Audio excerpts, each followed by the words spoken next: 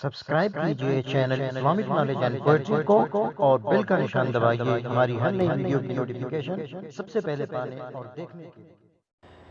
عن ابن مسعود رضی اللہ عنہ قال قال رسول اللہ صلی اللہ علیہ وسلم ليس المؤمن بالطعان ولا اللعان ولا البذيء رواه الترمذي۔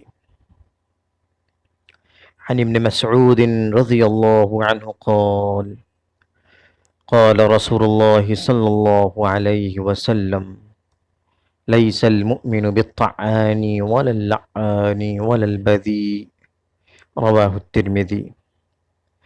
حضرت عبداللہ ابن مسعود رضی اللہ عنہ سے روایت ہے کہ اللہ کے رسول صلی اللہ علیہ وسلم نے ارشاد فرمایا، مومن بندہ نہ زبان سے حملہ کرنے والا ہوتا ہے اور نہ لعنت کرنے والا اور نہ بیہودہ باتیں کرنے اور گالی پکنے والا۔ حضرت عبداللہ ابن مسعود رضی اللہ عنہ سے روایت ہے کہ اللہ کے رسول صلی اللہ علیہ وسلم نے ارشاد فرمایا، مومن بندہ نہ زبان سے حملہ کرنے والا ہوتا ہے اور نہ لعنت کرنے والا اور نہ بیہودہ باتیں کرنے اور گالی بکنے والا۔